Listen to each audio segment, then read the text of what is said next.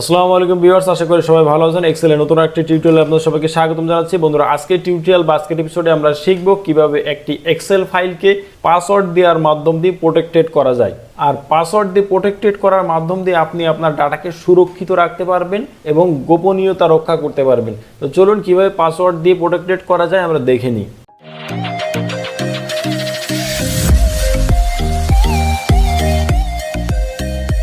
বন্ধুরা, Excel ফাইলকে password দেওয়ার জন্য প্রথমে আপনাকে যেটা করতে হবে, যে ফাইলটাতে আপনি পাসওয়ার্ড দিতে যাচ্ছেন প্রথমে আপনি সেই ফাইলটাকে ওপেন করুন। তো মনে করুন আমি এই ফাইলটাকে আমি পাসওয়ার্ড দিয়ে প্রোটেক্টেড করতে চাচ্ছি। দেখেন প্রথমেই কিন্তু আমি ফাইলটা ওপেন করেছি, ফাইলে কিন্তু কোনো পাসওয়ার্ড দেওয়া নেই।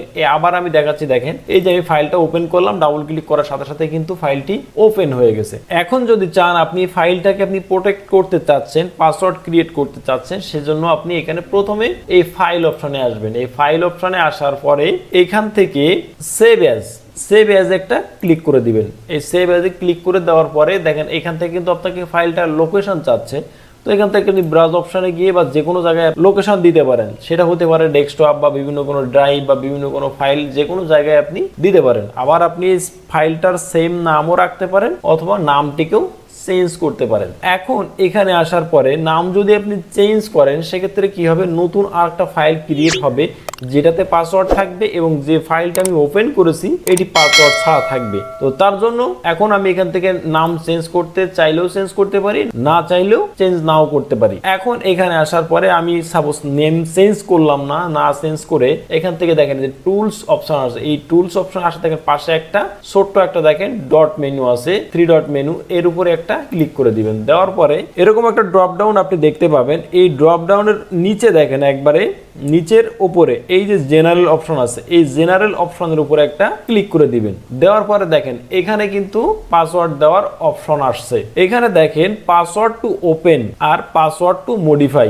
এখানে দুই ধরনের পাসওয়ার্ড আছে। একটা শুধু পাসওয়ার্ড দিলে সেই পাসওয়ার্ডের মাধ্যম দিয়ে আপনি ওপেন করতে পারবেন। আবার কি পাসওয়ার্ড আছে, পাসওয়ার্ড টু মডিফাই, অর্থাৎ এই ফাইলটাকে যদি কেউ মডিফাই করতে চায় তাহলেও তাকে মডিফাইয়ের জন্য আপনি যদি আলাদা পাসওয়ার্ড দিয়ে থাকেন বা যে ধরনের পাসওয়ার্ড দিয়ে থাকেন ওই পাসওয়ার্ডটি না দেওয়া পর্যন্ত আপনি মডিফাই করতে পারবেন না। দেখতে পারবেন বাট মডিফাই করতে পারবেন। তো এখানে আমি সিম্পলি 1 2 3 আর এখানে 1 2 3 এই 1 2 3 1 2 3 দিয়ে দিলাম। দেওয়ার পরে এখান থেকে আমি ওকে বাটন প্রেস করলাম। করার পরে এখানে দেখেন রি-এন্টার পাসওয়ার্ড টু প্রসিড।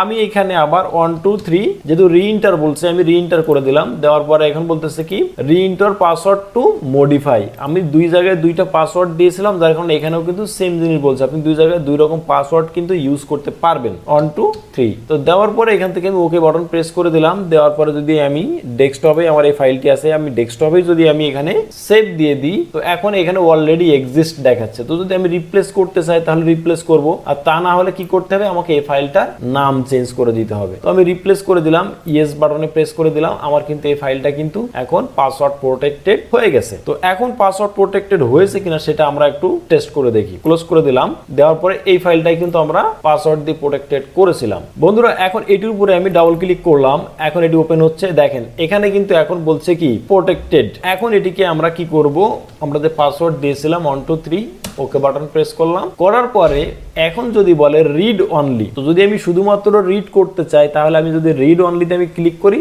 তাহলে কিন্তু আমাকে সেকেন্ড মডিফাইয়ের জন্য যে পাসওয়ার্ডটি যদি আমি আলাদা দিয়ে থাকি ওই পাসওয়ার্ডটি কিন্তু দেওয়া লাগবে না। আর যদি মনে করেন যে না আপনি মডিফাই করতে চাচ্ছেন তবে এখানে মডিফাইয়ের যে পাসওয়ার্ডটি আছে মডিফাইয়ের পাসওয়ার্ডটি আপনাকে দিতে হবে। সেটি আমি না দিয়ে যদি ওপেন করি, দেখেন রিড অনলি যদি দেই ফাইলটি কিন্তু আমার ওপেন হচ্ছে, বাট এখানে কিন্তু কোনো ধরনের চেঞ্জ কিন্তু আমি করতে পারবো না। এই যে দিলাম, দেওয়ার পরে কিন্তু এখন এটি সেভ দিলে কিন্তু নিবে না, দেখছেন। অর্থাৎ মডিফাইয়ের জন্য যদি আপনি পাসওয়ার্ড মডিফাইয়ের পাসওয়ার্ডটি না দিয়ে থাকেন তাহলে কিন্তু এই ফাইলে আপনি কোনো ধরনের কিন্তু কোনো চেঞ্জ কিন্তু করতে পারবেন না। তো সেক্ষেত্রে কি করবেন, সেক্ষেত্রে আপনি যদি সেভ করতে চান বা এতে কিছু চেঞ্জ করতে চান তখন কিন্তু এরকম বলবে যে we can not save two hero because the file is read only. তার মানে আপনি রিড অনলির জন্য ফাইলটি ওপেন করছেন, এটাকে আপনি চেঞ্জ করতে পারবেন না। এখন আমি আবার ওপেন করব, দেখেন আবার 1 2 3 ওকে দিলাম। এখন এখানে আবার 1 2 3 অর্থাৎ মডিফাইড যে পাসওয়ার্ডটা দিয়েছিলাম সেটা, তো সেটা আমি দিয়ে ওকে বাটন প্রেস করে দিলাম।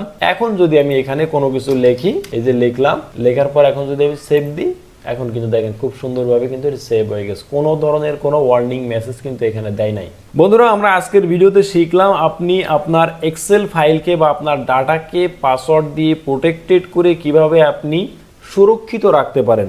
বন্ধুরা ভিডিওটি শেষ পর্যন্ত দেখার জন্য সকলকে আন্তরিকভাবে ধন্যবাদ জানাচ্ছি এবং আশা করছি ভিডিওটি সবার কাছে ভালো লেগেছে এবং ভিডিওটি যদি ভালো লেগে থাকে তাহলে অবশ্যই একটি লাইক দিয়ে দিবেন। এরকম আরো অনেক সুন্দর সুন্দর ভিডিও দেখার জন্য অবশ্যই চ্যানেল সাবস্ক্রাইব করবেন এবং পাশে থাকা বেল আইকনটি অন করে দিবেন সবার আগে ভিডিও দেখার জন্য।